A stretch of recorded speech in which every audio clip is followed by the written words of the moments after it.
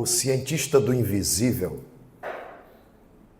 que mergulhava o seu olhar, seu raciocínio, seu tirocínio em torno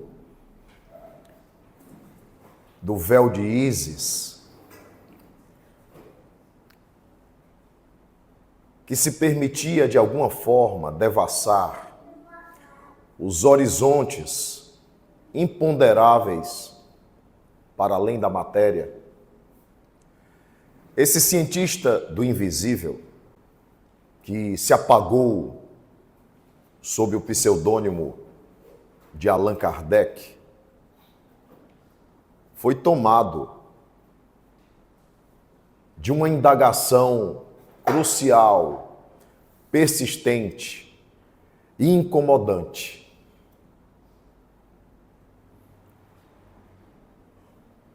Como e quando os espíritos são criados?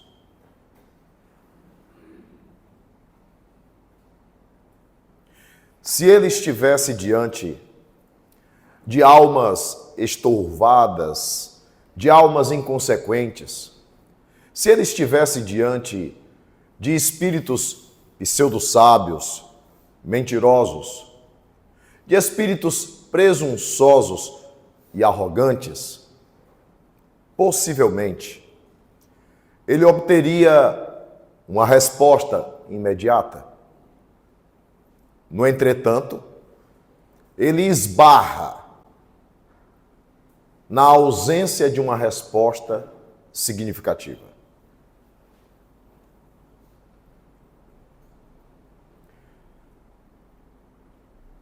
Os espíritos que estavam contribuindo com essa revelação do céu, com essa revelação espiritual, metafísica, esses mesmos espíritos disseram: não sabemos.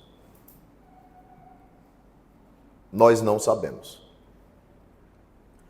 E no meio de 1018 perguntas, eu sei que estamos acostumados a ver o Livro dos Espíritos com 1019, mas originalmente, a segunda edição do Livro dos Espíritos, porque a primeira tinha 501 perguntas, e com muitas respostas equivocadas, falhas. A segunda edição tinha 1018. Quem acrescentou 1019 foi a Federação Espírita Brasileira. E naquelas 1018 questões, na verdade não são questões, na verdade são provocações filosóficas. E, na verdade, não se trata de dizer que são perguntas, porque perguntas tem mais de 1018, porque tem questões com os itens A e B, A, B e C. É muito rico o Livro dos Espíritos. Embora ele também represente um tempo, um momento histórico, e represente um contexto científico, filosófico, que hoje já não mais existe da mesma forma. O que equivale a dizer que o nosso olhar deve considerar o Livro dos Espíritos uma síntese que exige de nós uma capacidade dedutiva, um desenvolvimento de raciocínios a partir dos fluidos, a partir da existência de Deus, a partir da imortalidade da alma, a partir da multiplicidade dos mundos habitados. Nós precisaremos olhar para esse passado que tem a sua atualidade, mas também perceber que estamos sendo atravessados por questões novas, implicações novas, dilemas e polêmicas novos. Nós precisamos entender essa dialética para não corrermos o risco de dogmatizar a doutrina espírita e de nos arvorar de senhores da verdade, querendo impor uma verdade que, a depender da abordagem, poderá estar radicada no século XIX, não sendo mais apropriado com aqueles termos ou aquelas palavras para o século XXI. É delicado? É delicado. Nos exige muito. Nos exige muito. Aliás, nos exige uma virtude que o próprio Allan Kardec tinha, a virtude do bom senso. Porque todo extremismo será literalmente perigoso para cada um de nós. Por isso, graças a Deus, a chamada doutrina espírita, ou como gosto muito de chamar, o Consolador, é um ambiente de debate, é um ambiente de conversa, de diálogo, de confronto de ideias, é um ambiente de dialética, sem verdades prontas e acabadas, mas, sobretudo, com o exercício do raciocínio, com o exercício da nossa própria evolução nos temas e nos assuntos. Eu preciso dizer para vocês, e tem gente que não gosta de ouvir isso, ou acha que isso afasta as pessoas. E eu me pergunto, melhor a verdade ou a ilusão? Não é fácil aprender doutrina espírita.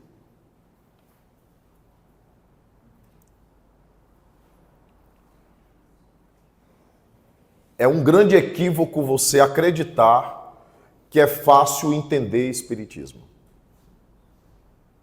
Não é. Digo mais.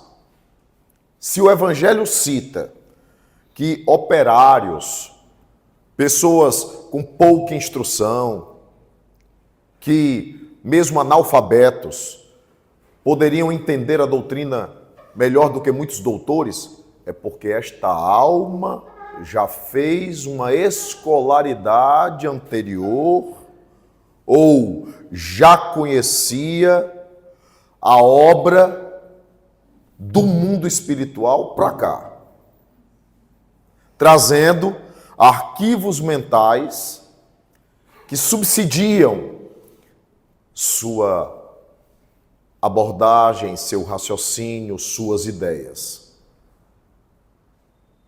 O próprio Evangelho revela que tem a ver com o grau de maturidade espiritual dessa alma.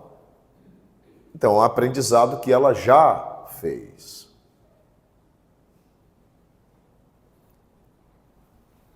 O Espiritismo tem antropologia.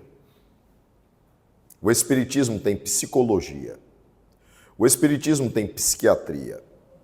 O Espiritismo tem evolução, ecologia. O Espiritismo tem matemática. O Espiritismo tem física. O Espiritismo tem química. O Espiritismo tem astrofísica. O Espiritismo tem metodologia científica. O Espiritismo tem o que poderíamos chamar de arqueologia do espírito, ou mesmo até paleontologia do espírito. O Espiritismo é interdisciplinar por excelência,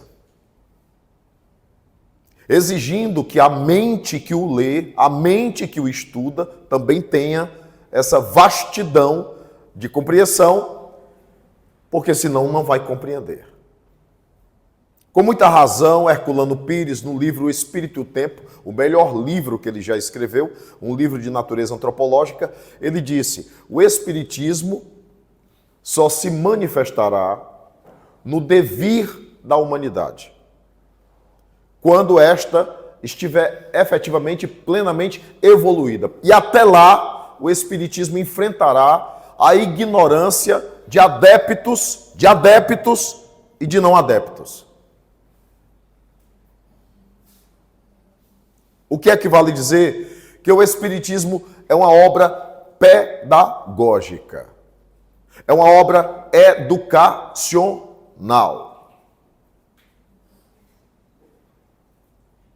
E quando as pessoas se perdem, muitas vezes, nos modismos, nos movimentos, dentro dos movimentos, elas não percebem que acabam tentando, de alguma forma, apequenar essa infraestrutura fundamental do Espiritismo. Porque o Espiritismo trabalha com a natureza. Mas não é a natureza material somente. É a natureza espiritual, que é matriz da material. O que faz com que essa doutrina seja uma obra de estudo da eternidade. É equivalendo dizer que se você a estuda nesta encarnação, você ainda vai precisar de muitas das encarnações para aprofundar o seu raciocínio e a sua visão. Porque com a sua evolução, já que estamos aqui no evoluir, com a sua evolução, você vai conseguir enxergar melhor a natureza dessas revelações que os Espíritos nos fizeram. Até encontrar os espíritos que olham para você e dizem assim: não sabemos. Não sabemos. Não é à toa que na doutrina espírita, isso pode ser verificado na Revista Espírita, aparece um espírito chamado Sócrates, elaborador da maiêutica. Ele era filho de parteira. Fazer o parto, em grego, é maiêutica. E ele usou isso como inspiração para ser o parteiro das ideias. E o bisturi do parto é a pergunta instigante.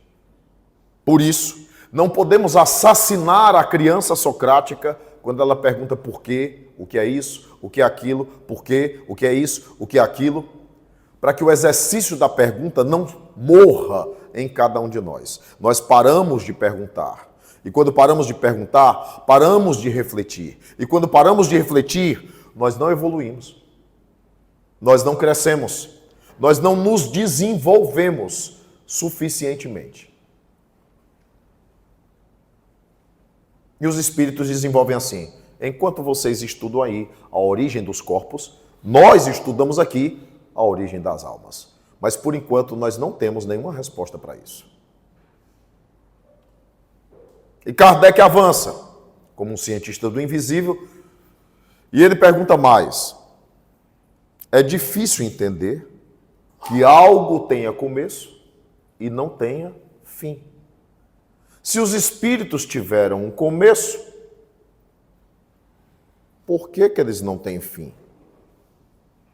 Os espíritos dizem: nós compreendemos que no estágio em que vocês se encontram, algumas questões são muito difíceis para vocês.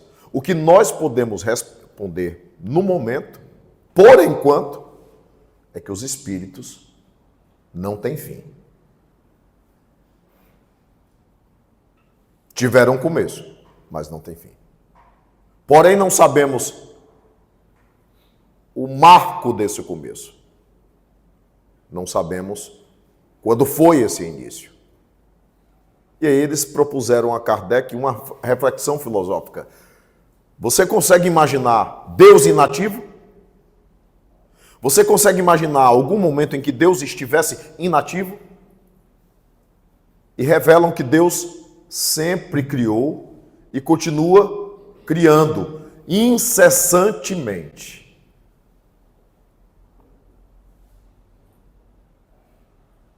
O que nos faz perceber e fazer uma releitura bíblica do Gênesis para dizer que no sexto dia ele descansou. Aquilo foi só um intervalo para que ele voltasse a criar. Intervalo metafórico adequado a mentes tão ignorantes e primitivas quanto as nossas.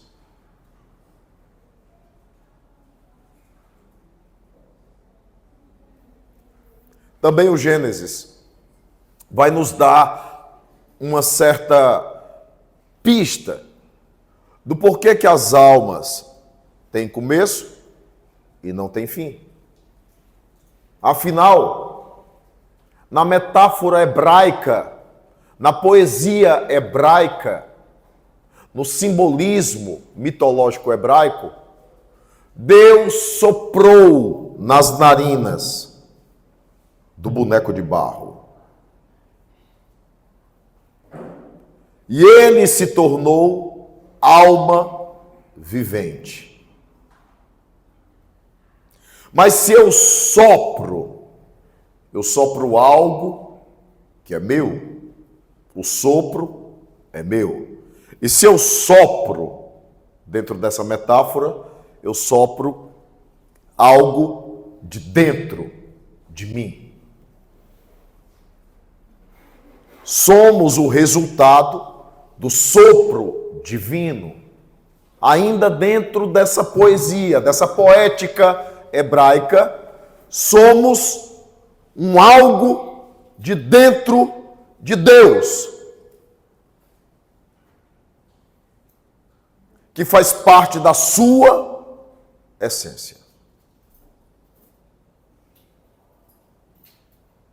A respiração é milenarmente, na cultura sapientíssima dos orientais, que tem datação de cultura de mais de 10 mil anos, desde os Vedas e Upanishads, obras que os hindus dizem que não são escritas por mão humana nenhuma.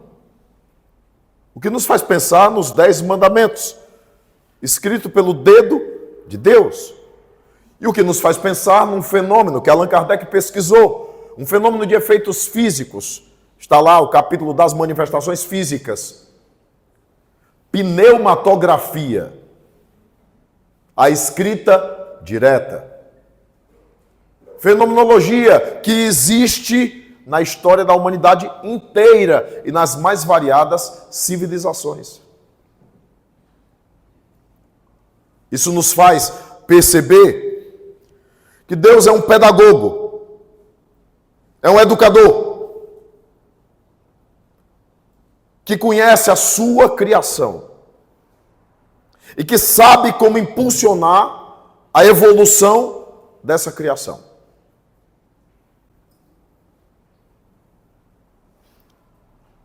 E sabe que soprou de si em toda a alma vivente.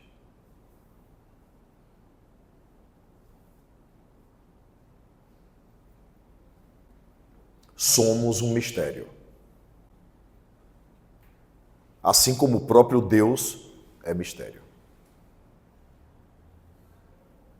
No fundo, sabemos o que somos, mas não sabemos quem somos. Somos um mistério. E o apóstolo do Espiritismo, assim denominado, Leon Denis, ou Leon Denis, no nosso português, ele vai escrever que nós viajamos do mineral ao reino nominal. No mineral, o princípio inteligente, que não é espírito ainda, o princípio inteligente, que não é espírito ainda, o princípio inteligente, didaticamente denominado por Allan Kardec com espírito com E minúsculo, questão 23, ele aprende na pedra, no mineral, a agregar matéria.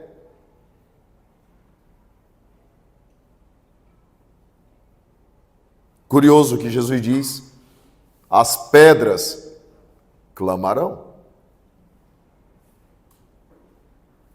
Em tudo há uma vitalidade invisível, mesmo que não manifesta.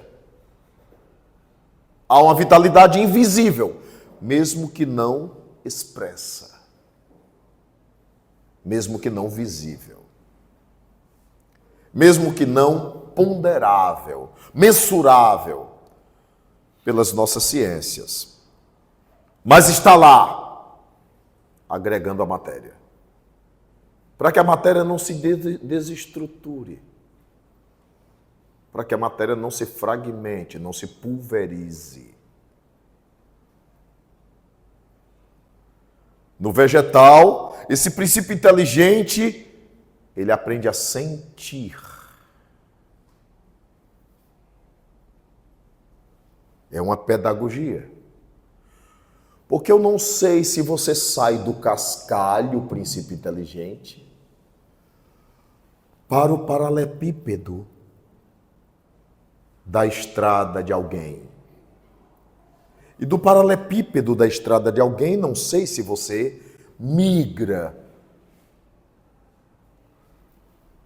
para a bauxita, para o fosfotone. Se você viaja como princípio inteligente, agregando a matéria para uma matéria mais complexa, formada por uma geomorfologia, mediante uma mesologia de influência climática, ambiental e de temperatura para ser diamante. Eu não saberia dizer a escala entre as inumeráveis e incontáveis formas de pedras.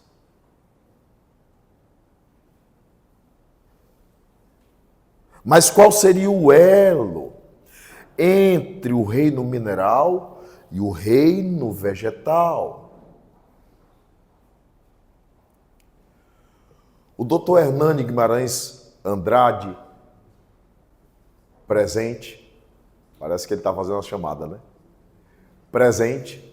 O doutor Hernani Guimarães Andrade nos recorda que o bacteriófago, que é anterior à bactéria, ele me mostra um livro dele de capa verde, com letras garrafais, chamado Morte, Renascimento e Evolução, para que eu possa bibliografar vocês. Morte, Renascimento e Evolução é o livro que ele está mencionando para consulta. Nesse livro, ele aborda que o bacteriófago anterior à bactéria, ou seja, ainda menos complexo ou mais simples que a bactéria, o bacteriófago, chamado por alguns microbiologistas, biologistas e estudiosos da evolução, chamados pela expressão entidade. Porque não é uma coisa nem outra. Ele tem comportamento de mineral, mas ao mesmo tempo ele tem vitalidade. Ele seria o elo para a vitalidade vegetal. No vegetal, esse princípio inteligente aprende a sentir. Determinados pesquisadores europeus colocaram plantas e vincularam a cada uma das plantas em seus caules e folhas determinados eletrodos de mensuração de sensibilidade.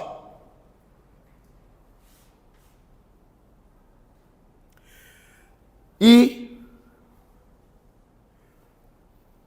desenvolveram um diodo para transformar a percepção sensória da planta em som. Como se quisessem escutar o que a planta estava sentindo. Fizeram um teste, condicionando a planta a ouvir da pessoa A só palavras de amor, de carinho, de afeto, de amabilidade, de doçura, elogios à planta. E a pessoa ia lá e disse, mas você está muito linda, você está maravilhosa, que beleza, como você está crescendo. E a pessoa B entrava e dizia, você não deveria existir, você só ocupa espaço, você é feia, eu odeio você. E eles conseguiram medir a reação da planta. Depois de um tempo em que todos os dias isso era feito, bastava a pessoa A entrar pela porta do laboratório. A planta acusava. O diodo exibia um som leve, tranquilo, ameno. Mas quando a pessoa B, a violenta, a da comunicação violenta, porque tem gente que acha que violência é só bater no outro. Simplesmente, quando a pessoa B entrava, a planta, o ponteiro do diodo fazia isso, puf, para o limite extremo, e soltava como se fosse um grito,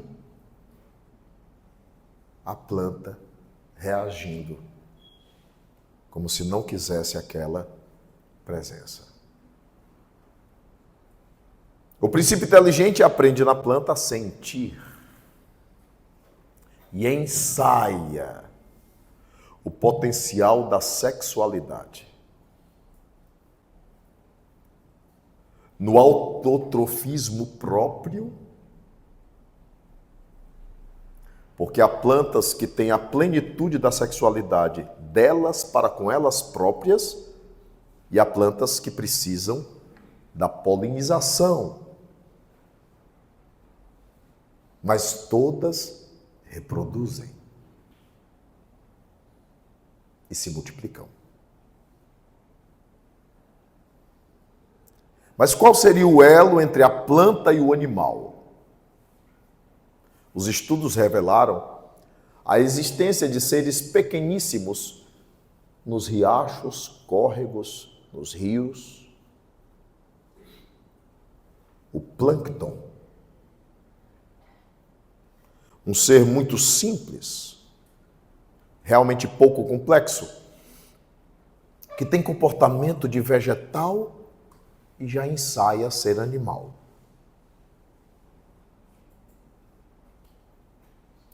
No animal, se eu disse agregar matéria no mineral, no vegetal sentir, no animal nós diríamos instintir. Aprende a instintir, aprende o instinto. Que segundo pesquisas do próprio Allan Kardec, no Livro dos Espíritos, analisando a alma dos animais, ele chega à conclusão de que o instinto, segundo palavras dele, é uma inteligência rudimentar. O animal acumula experiência sensória. E mediante a experiência sensória, mediante o instinto, o animal aprende a sobreviver.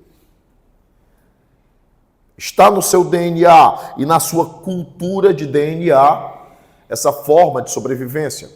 Ele já nasce com o instinto de conservação. Mas ele sabe exatamente o que fazer, como fazer.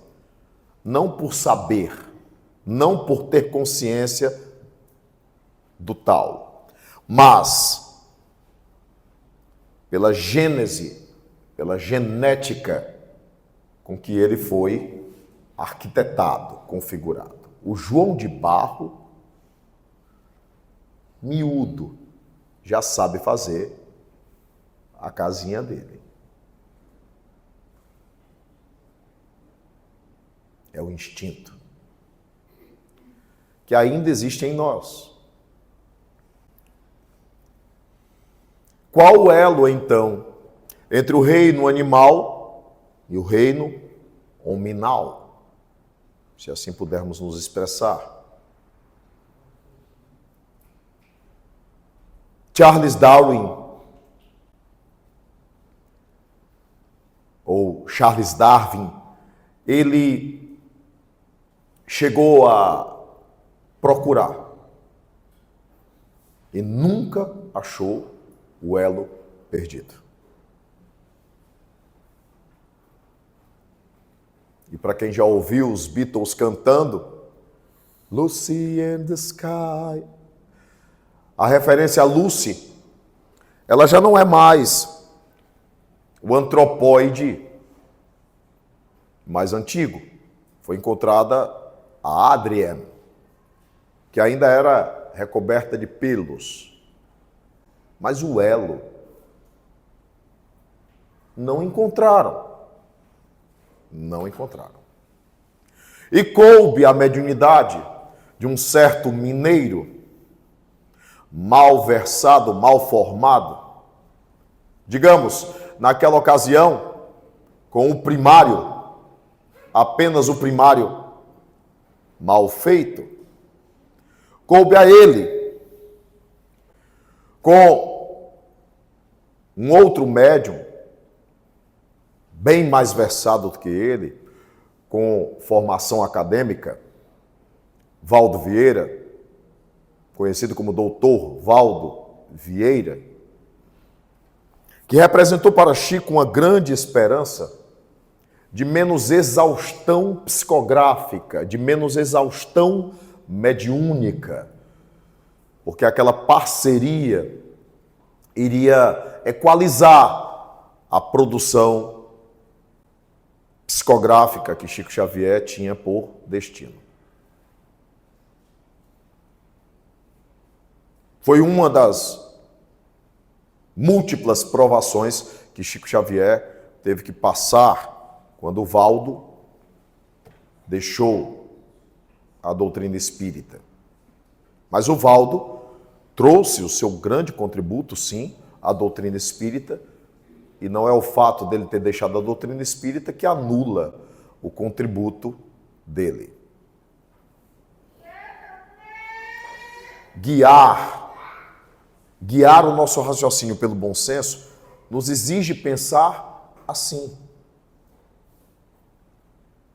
Porque costumamos rotular as pessoas e a mínima falha faz com que a gente anule tudo que ela realizou de bom. E não é assim. Fizeram isso com homens de renome, pessoas de renome em nosso movimento espírita. Por causa de uma fala, você anula o resto e anula tudo, ou as virtudes daquela pessoa. Desse modo, e nesse raciocínio de bom senso, o Valdo contribuiu com o Chico Xavier com uma obra que é uma das mais complexas da lavra dos mais de 450 títulos que Chico Xavier teria psicografado. O nome da obra é Evolução em Dois Mundos. Lá, o André Luiz, ou Faustino Sponzel, vai dizer que o elo perdido não estava na Terra mesmo. Porque cada princípio inteligente tem uma espécie de arquiteto psíquico uma espécie de guia, gestor, uma espécie de mentor do processo evolutivo do princípio inteligente, que supostamente mais tarde pode ser denominado de nosso anjo da guarda. São esses engenheiros siderais, palavras de André Luiz, são esses engenheiros psiquistas que acordam a razão no princípio inteligente, que ainda teve a última experiência no reino antropóide.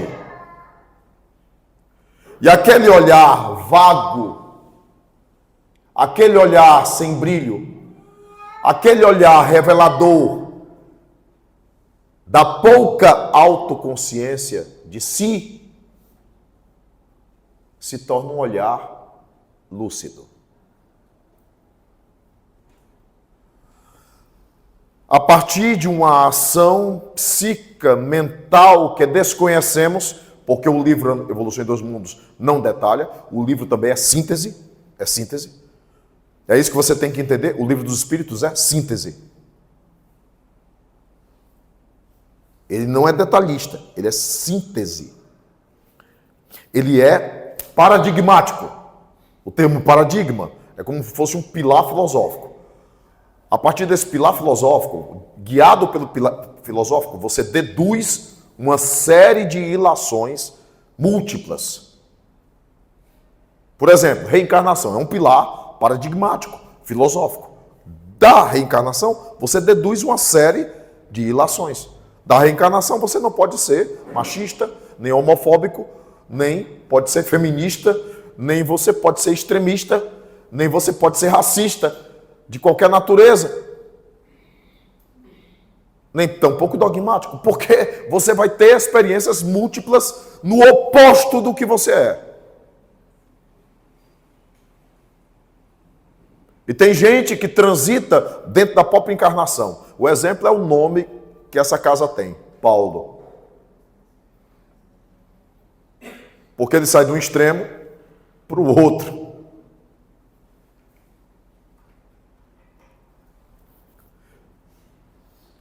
Então o elo perdido estava no mundo espiritual. Por isso Charles Darwin não conseguiu encontrar, nem ia achar, nem os arqueólogos e paleontológicos não vão conseguir encontrar. Não está aqui.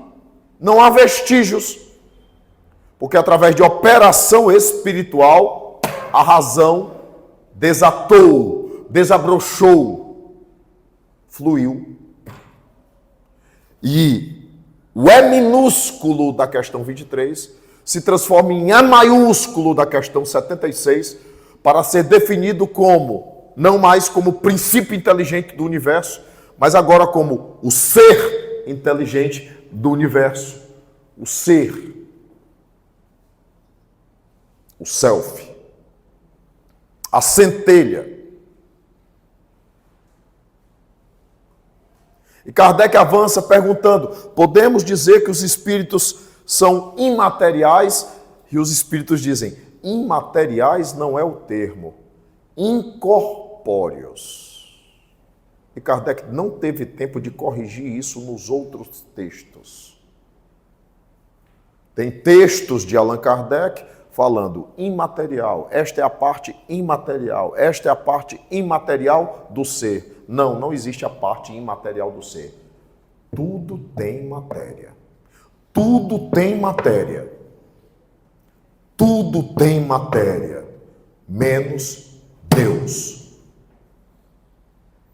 A única coisa no universo que não tem matéria é Deus.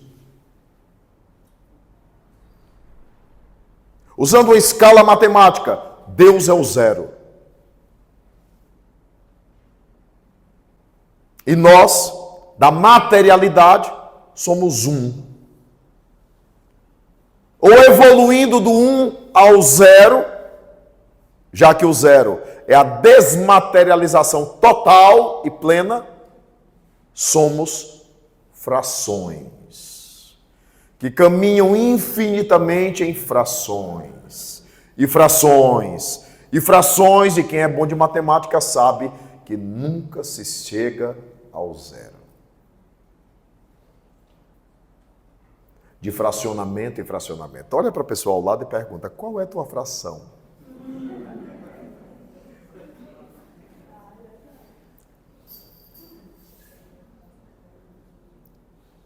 Então o zero, ou Deus, curiosamente o zero da matemática era um Deus na cultura maia.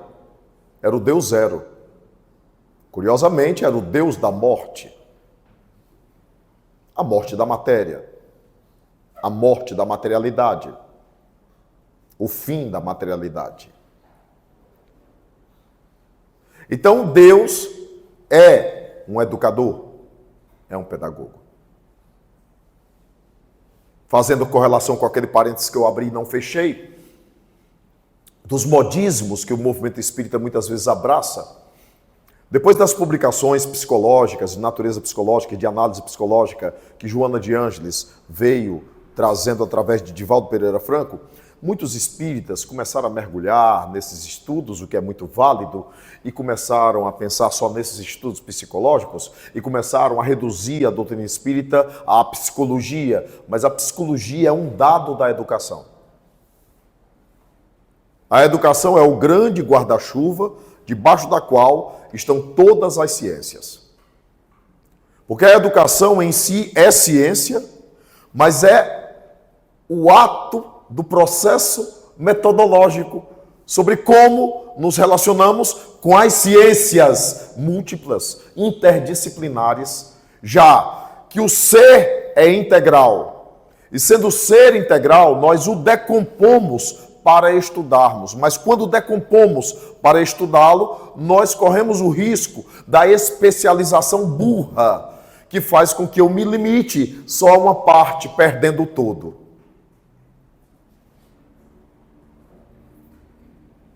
Deus é um pedagogo que acompanha esse princípio inteligente, que vagueou por essas universidades, mineral, vegetal, animal, hominal, para uma próxima escala evolutiva, a angelical.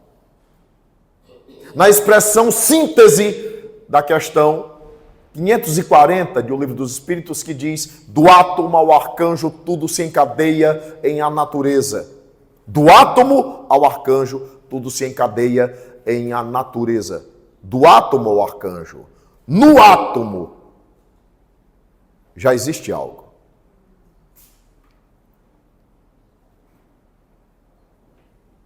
E agora eu pretendo deixar vocês mais confusos do que já estavam.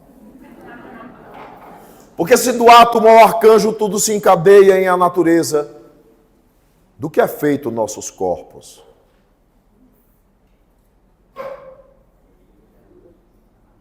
De átomos. Então, estamos vestidos de uma humanidade potencial. O termo monera cabe, né? Monera. Ou o termo alfa. Ou o termo Atman, que significa princípio. O princípio potencial do princípio inteligente está em cada um de nós.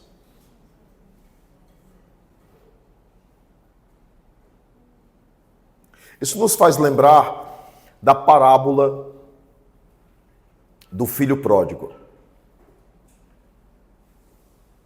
Nós somos o filho criado por Deus dentro de um potencial de pureza inimaginável.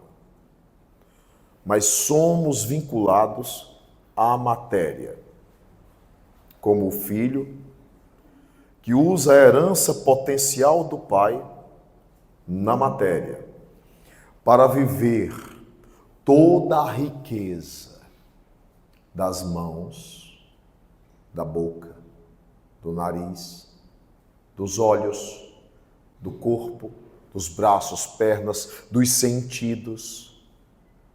Mas o que fazemos com essas riquezas? O que fazemos com nossas mãos? O que fazemos com nossas pernas? O que fazemos com os nossos sentidos? Somos pontos de luz, para usar um termo do Brahma Kumaris.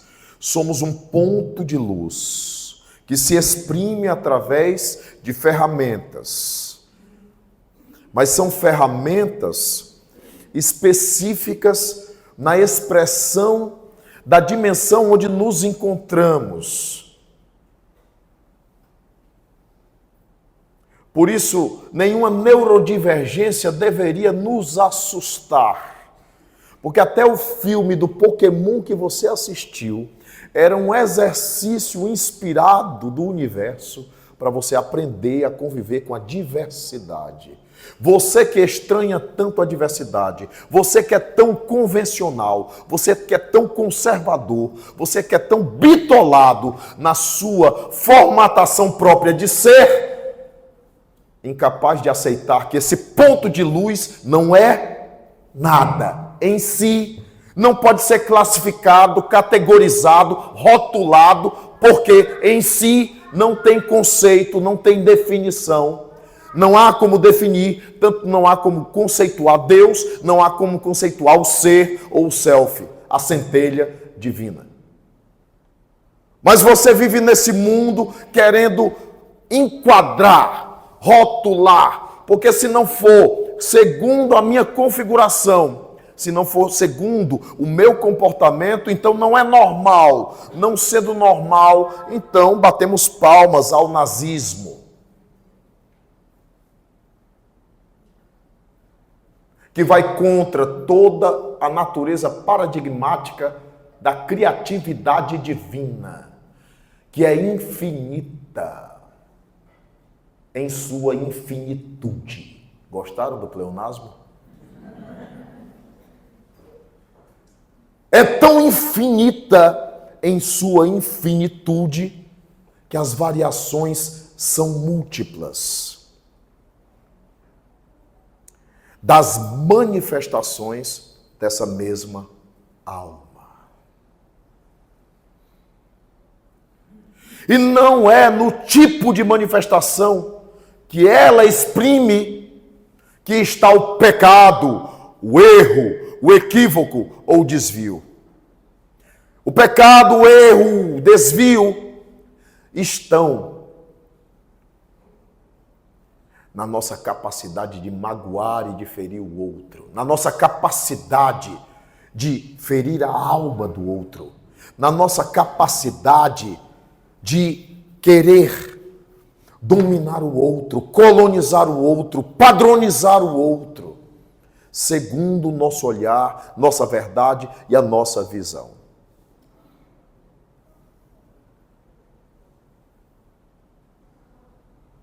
Deus é criativo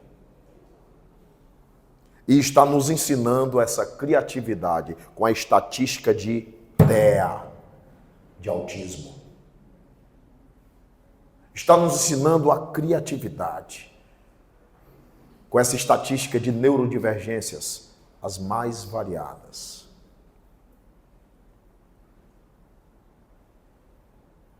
Como diria a doutora Nise da Silveira, em Psicografia por Nossas Mãos, é uma forma de te acostumar a abandonar os teus padrões e as tuas convicções convencionais. A todo momento Deus está nos ensinando. É um professor. A todo momento Deus está nos ensinando, é um pedagogo. A todo momento Ele encontra maneiras de nos fazer aprender, é um didata. Sendo assim, a sua obra divina é uma obra educacional, que mergulha o princípio inteligente na matéria, para que ele possa evoluir conforme as experiências com as quais seja atravessado.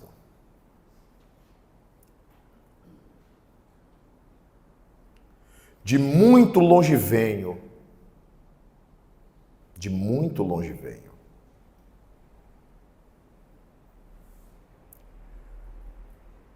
de muito longe venho, dos mundos multifários. Fui planta no verdor, de fresca primavera, e após sombrio estágio, entre os protozoários, fui degrau de novas esferas. Depois que me embrilhou o facho da razão, fui íncula feroz de tribos primitivas. E como tal vivi por vidas sucessivas. E sempre na espiral da eterna evolução, um dia alcançarei, em planos bem diversos, a glória de ser luz, na luz dos universos. A poesia mediúnica foi através do médium Tarcísio Lima, e que virou música, de autoria de um pseudônimo chamado Oliver. E essa é uma grande verdade sobre cada um de nós. Qual é a pergunta que nos paira como tarefa de casa ou tarefa para sempre? O que estamos fazendo de nossas riquezas, filhos pródigos?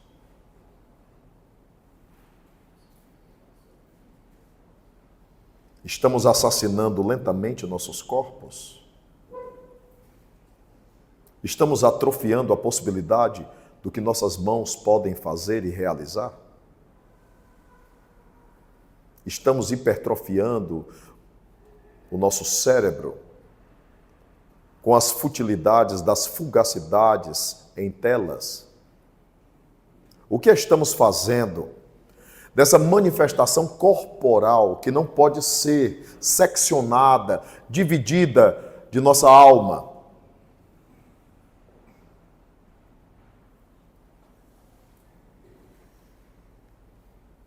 Eu me lembro de uma expressão na psicologia chamada Dasein. O Dasein revela que não trate o corpo como uma outra coisa que não é você. Seu corpo também é você. Mas o que é que você está fazendo com o seu corpo?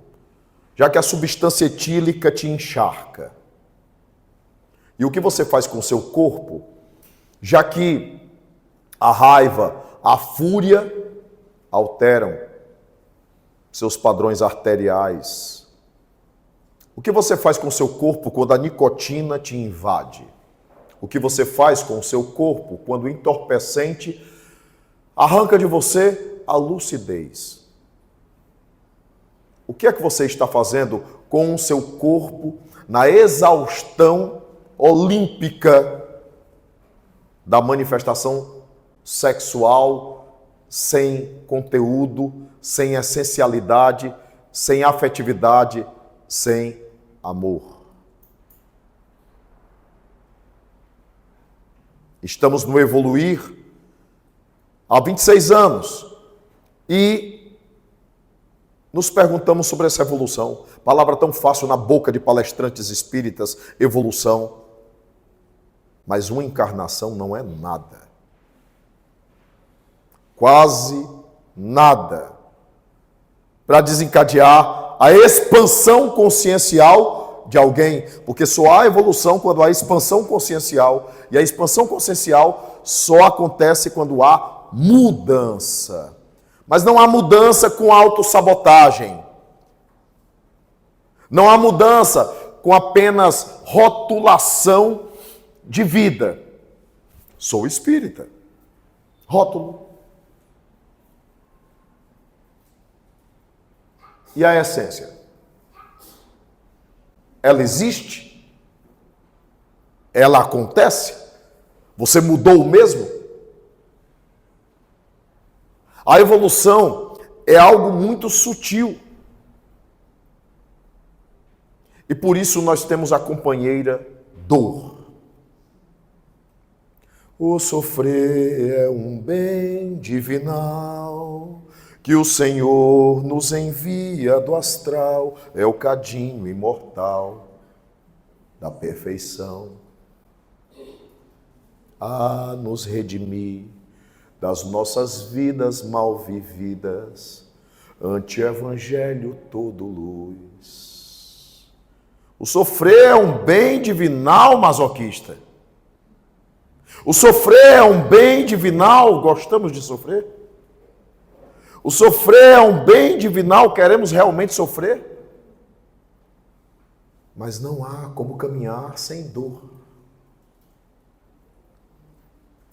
Porque até a semente se arrebenta toda para a planta existir.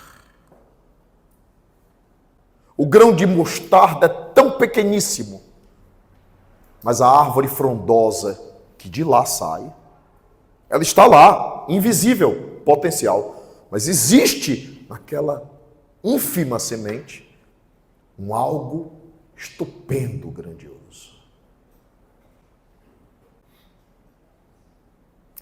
Um dia todos nós seremos anjos, vamos trabalhar e acreditar que no futuro nós seremos anjos, no planeta onde o amor, unicamente o amor, há de reinar. Mas quantos milênios precisaremos para alcançar esse estágio, se os nossos corpos físicos ainda trazem um cérebro chamado, ou vestígio de cérebro geneticamente chamado de cérebro subreptiliano, herança do antropóide. O que fez com que Antônio Damásio discordasse do grande René Descartes, autor de Penso, Logo, Existo, o discurso do método ergo sum, penso, logo existo. Antônio Damásio vai dizer, não é penso, logo existo, é sinto, logo existo. Porque o primeiro impulso vem desse sistema límbico cerebral. O primeiro impulso é instintivo. E Stephen Covey, numa obra magistral da área de administração pessoal e da área de administração empresarial, publicou Os 7 Hábitos das Pessoas Altamente Eficazes. Ele disse que, segundo as pesquisas neuromorfológicas, segundo as pesquisas neuropsíquicas, o delay que existe entre o instinto, o impulso e o ato é de 3 milésimos de segundo. Felizes os lesados.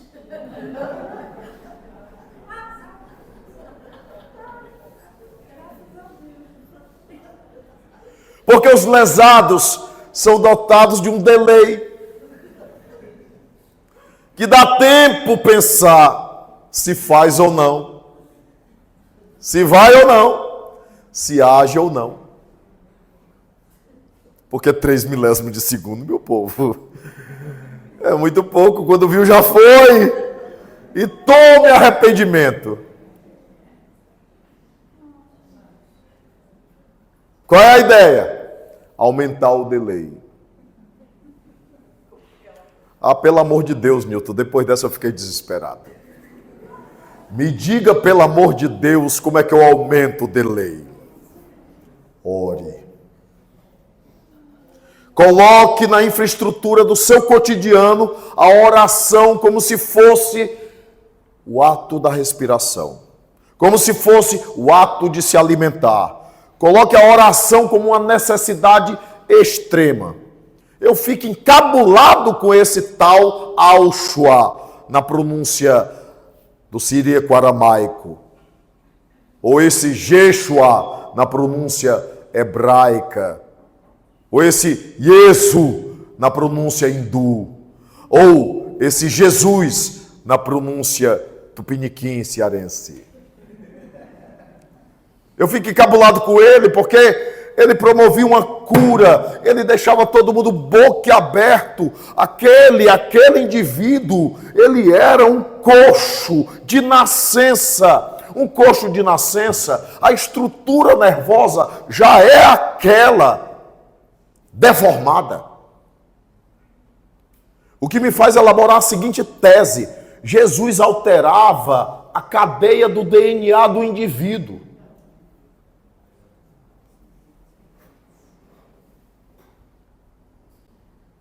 E precisou de uma matéria-prima. Rapaz, pelo amor de Deus, eu me sinto um espírito muito inferior mesmo, pelo amor de Deus. Rapaz, porque Jesus usa cuspe. E a gente aqui cheio de moda, inventando moda no centro espírita, porque tem que ter uma luz assim, um negócio assim, e para poder fazer assim, e mexe a mão desse jeito, porque senão não vai o fluido, e inventa mil coisas. O homem pega um cuspe, mistura com areia, para produzir o cristalino do olho do cego de nascença. A íris do cego de nascença. É de pirar o cabeção. Então ele agia no DNA do indivíduo, porque não tem condição do entrevado voltar a andar, não tem condição. Ele nasceu daquele jeito, é a conformação dele. Jesus ia lá e alterava a estrutura física do cara. É nervo, gente, é osso. Não é brincadeira.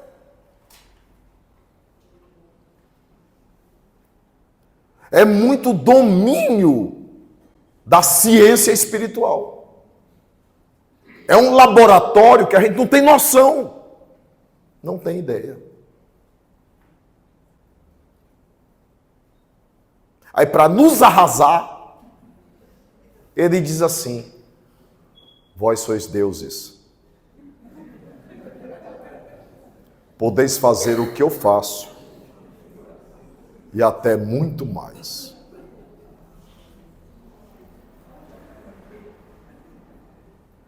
Se ele não mentia, ele me encabula, porque depois de fazer um negócio desse, ele se isolava para orar.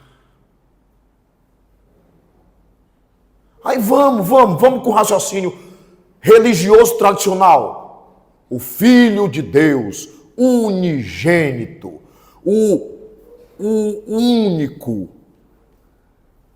Na visão tradicional mesmo, teologia tradicional. Se ele precisa orar, rapaz, o homem daquele vivia ligado na tomada, rapaz. O homem vivia ligado na tomada de Deus, era direto, meu amigo. Direto, o que esse homem quer orando, rapaz? Para que isso?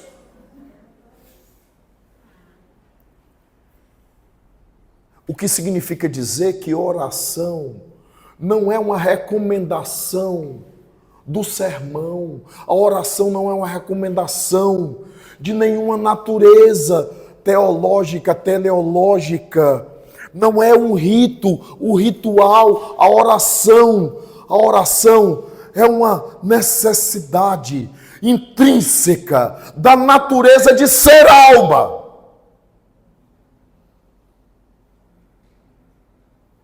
E de não estar desconectado de Deus, mas de estar em esfera distante do 1 ao 0.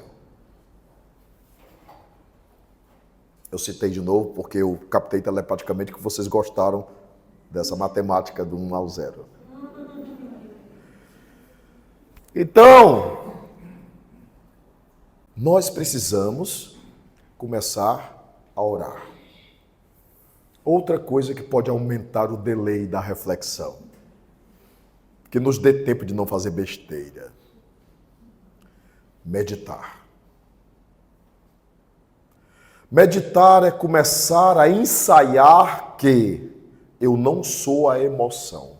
Eu não sou a emoção.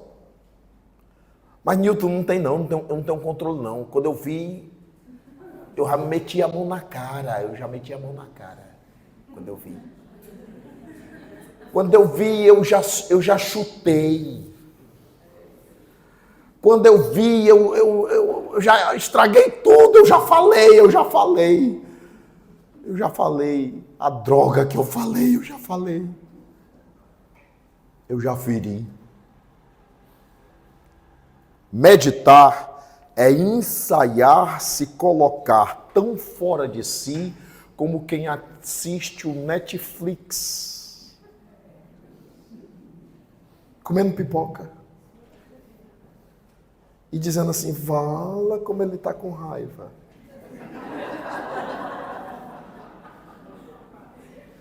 Porque há muito poder nessa postura de dizer, vala como ele está com raiva. Porque se a gente se filmasse, o nome do filme ia ser O Ridículo. Porque que ridículo se comportar feito uma criança que esperneia do mesmo jeito quando algo não foi do jeitinho que eu queria. A capacidade de se observar alivia o estresse. A capacidade de se observar dá tempo de você decidir. A capacidade de se observar amplia a liberdade. Pergunte para a pessoa ao lado, você é livre? E André Luiz aumenta o nosso desespero quando ele diz, o ser só é livre antes de pensar e antes de agir.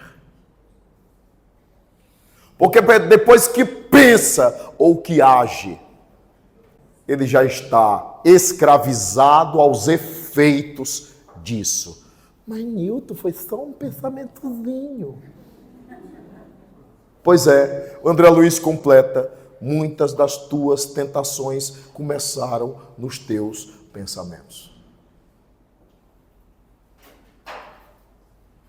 O que nos faz pensar que Jesus dizia, aquele que olhou para uma mulher com desejo, já adulterou.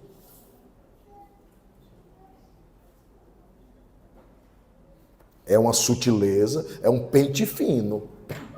É um pente fino, é uma sutileza tremenda. Mas é o norte. Mas é a busca. Mas é uma tentativa de alcance, de alguma forma. E como estamos para evoluir, e entendemos que a obra de Deus é uma obra pedagógica, e que Ele é o nosso gestor, professor maior e nos ensina, precisamos voltar para casa. Voltar para casa é voltar para Deus.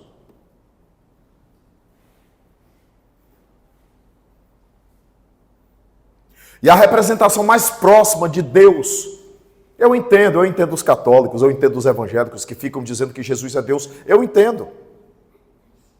É o referencial mais próximo que a gente tem de Deus. É apenas um referencial mais próximo. Não é. Eu e o Pai somos um, mas o Pai é maior que eu. Não sou eu que faço as obras, é o Pai que as faz através de mim. Por que me chamas de bom? Bom somente o Pai que está nos céus. Nesses 3 versículos já está muito claro que Jesus não é o próprio Deus, não é a própria divindade. E isso a partir das palavras dele mesmo. Mas ele é um referencial. E ele é um referencial inumano. Como assim inumano? Ele é segundo de novo. A interferência aqui do Hernani Guimarães Andrade, lembrando também outra obra que ele desenvolveu, ele é o homem psi.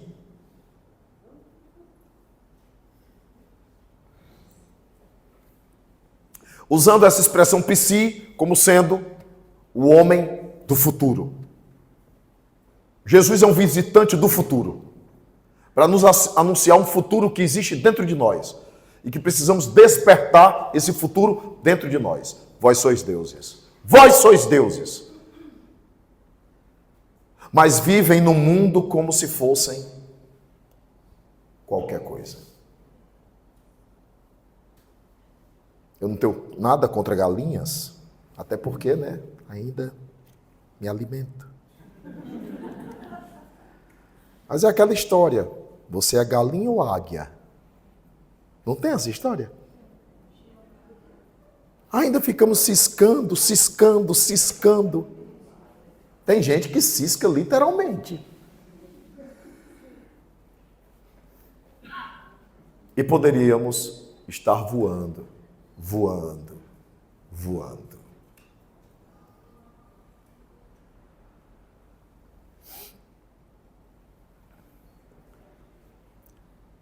Eu vou encerrar, viu, gente? Eu já falei demais.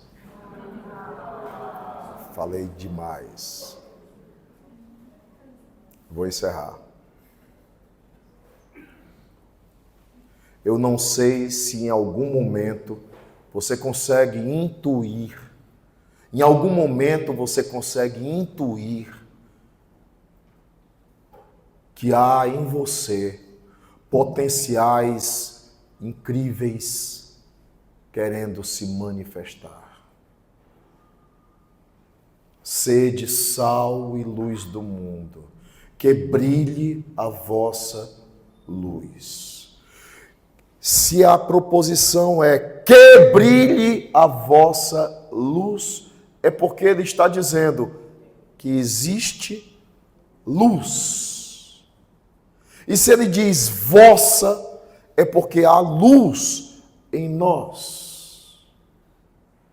Mas fomos iludidos pela experiência na matéria, é natural. Fomos iludidos pela experiência material. Como diria Buda, Gautama Buda, Maya, a ilusão nos tirou o olhar da nossa verdadeira essencialidade, sopro divino. Viemos do diafragma de Deus. Mas nos comportamos como medíocres. Não sei se vocês intuem que há tanta coisa dentro de você que você poderia realizar, que nada lhe seria efetivamente impossível. Não sei se você intui, vez por outra, você toca nessa frecha de luz e volta para a sua treva costumeira. Mas vez por outra essa frecha se acende ali.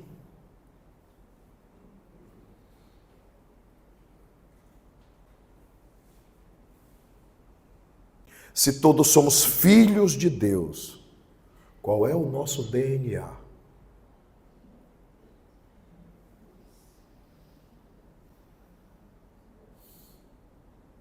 Agora é o doutor Ney Lobo que está dizendo a perspectiva. O engraçado é que eu estou parecendo agora o Reinaldo Leite, dizendo tudo que é espírito que aparece na palestra. O fato é que o Ney Lobo escreveu uma obra sobre o projeto divino, o projeto de Deus, que é um projeto pedagógico. É um projeto pedagógico.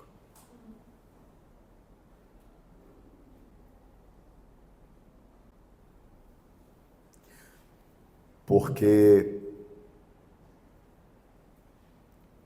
o pai ou a mãe, que é Deus, quer ser, de alguma forma, percebido pelo filho e amado pelo filho. Mas amado pelo filho. Amado pelo filho. Eu vou bater com força agora, mais do que eu já bati. Mas eu vou bater com força agora.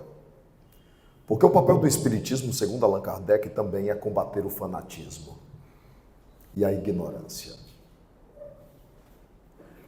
Deus não é um chefe de balcão que cuida da burocracia, dos nossos desejos e caprichos. Deus não é um negociante de balcão, um vendedor de benesses e de bênçãos. Deus não é um recebedor de dízimo, na medida em que a oferenda a Ele ofertada o exige que Ele nos ofereça a vitória no processo, ou um casamento bom, ou a união. Deus quer ser amado, só isso. E Deus sabe muito bem que não se tem amor quando se compra pessoas. Não se tem amor quando se alimenta os caprichos das pessoas. O amor é espontâneo, o amor é por natureza espontâneo. Só é amor se ele for natural e espontâneo. Deus não é um agressor que invade a casa de alguém ou que vive interferindo no teu livre-arbítrio. Não. Ele é tão Deus que ele criou leis que nem ele muda. Porque são tão perfeitas que ele não as precisa modificar. E por ser perfeito, as leis também são perfeitas, inamovíveis e imutáveis. Por isso, ele respeita o livre-arbítrio, que é da natureza divina. Deus não te agride. Ele não arromba a porta do teu coração. Lembrei do cartão das edições paulinas, agora entreguei minha idade. Um cartão com Jesus, um manto vermelho. Ele na porta, ali, no pé da porta, e a frase: eis que estou à porta e bato. Porque Jesus é essa representação desse convite de Deus. Mas é um convite. Ele não diz, você tem que me seguir. Ele convida, me segue. Ele não agride. Porque respeita o livre-arbítrio. Nós nascemos para o céu. Até diante da morte e de nossas despedidas, nós nos comportamos mal. Porque o teu parente está voltando para casa e se libertando deste mundo tão pesado, tão grosseiro, tão matéria e tão longe do verdadeiro país da alma. Nos comportamos tão mal nos velórios. Velório era para a gente cantar a música preferida do morto. Velório era para a gente dizer o que aprendeu com o morto. Velório era para a gente também dizer o que o morto fez que a gente não deve fazer. Velório era para a gente conversar, bater papo, trocar ideia sobre a vida. Sobre o sentido da vida. Velório era para a gente dizer, vai em paz. Velório era para a gente orar, dizendo, vai ficar tudo bem. Nós vamos seguir aqui e em breve a gente vai se encontrar, porque é breve. O que é 1 ano para Deus, o que é 10 anos para Deus, o que é uma encarnação para Deus? Nada. Para a alma também não. Para a alma em si também não. Nos comportamos mal. E nós nascemos do céu, do sopro divino. Nós nascemos do lugar de onde nem matéria tinha. Nós nascemos do lugar da não dimensão, copiando aqui o Carl Sagan em psicografia. Nós nascemos da não dimensão para a dimensão.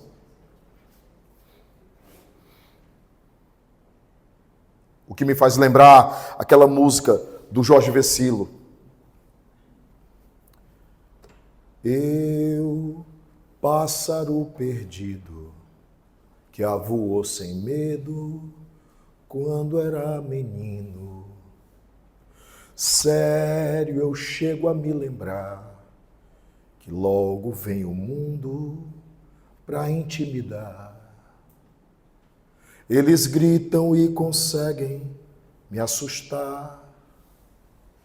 Eu me sinto gaivota sobre o mar, que afundou as asas nas manchas de óleo ao mergulhar a matéria.